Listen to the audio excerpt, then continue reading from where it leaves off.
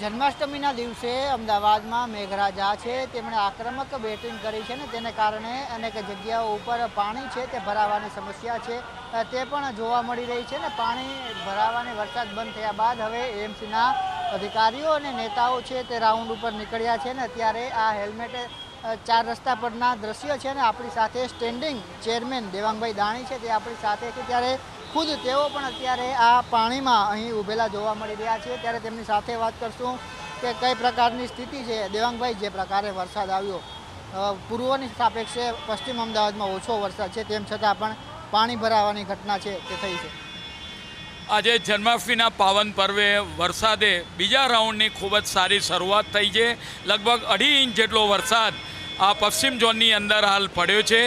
ખાસ કરીને આ પાણી નદીની અંદર જતું હોય છે। ઇરિગેશન વિભાગ સાથે ચર્ચા કરીને એના લગભગ 4 દરવાજા ખોલવામાં આવ્યા છે। પરિણામે આ પાણી હવે ધીમે ધીમે હેલ્મેટ સર્કલ રિંગ રોડનું એ ઉતરવા લાગ્યું છે અને આ પાણી આપણે વાત કરીએ અફઘાનનગર અંડરપાસ છે એ બંધ કરવામાં આવ્યો છે। મીઠાખરી અંડરપાસ એમાં વોટર લોગિંગ ક્લિયર થઈ ગયું। સફાઈ કરીને તરત જ મીઠાખરી અંડરપાસ શરૂ કરવામાં આવશે। અહીં આગળ પણ અમારા એડિશનલ સિટી ઇજનેર હોય બીજો કોર્પોરેશનનો સ્ટાફ અહીં આગળ કામગીરીમાં લાગી ગયો છે અને ઝડપથી આ જન્માષ્ટમીનો તહેવાર સાંજે ફરીથી લોકો મંદિરે દર્શન કરવા જાય સારી રીતે ઉજવે એ માટેના પ્રયત્નોમાં હાલ લાગી ગયા છે। 145 જેટલા સ્પોટ છે તે પણ આઈડેન્ટિફાઈ કરવામાં આવ્યા હતા કે ત્યાં પાણી ન ભરાય એ માટે કામગીરી કરવામાં આવશે તો હજુ પણ પાણી ભરાઈ રહ્યા છે તો ક્યાંક પ્રી મોન્સૂન કામગીરી સામે પણ લોકો સવાલ ઉઠાવે છે।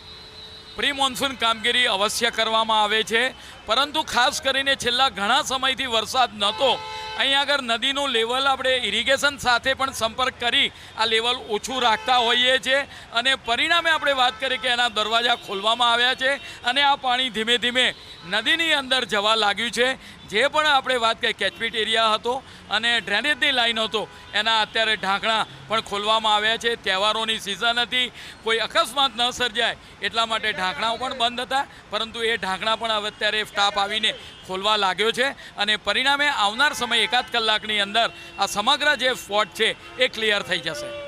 વરસાદ છે તે વધારે પડ્યો છે પરંતુ પાણી છે વરસાદ બંધ થયા બાદ હજુ પણ અહીં ભરાયેલું છે। કલાક જેટલો સમય થઈ ચૂક્યો છે વરસાદ બંધ થયા હજુ કેટલો સમય લાગશે આ પાણી ઓસરતા?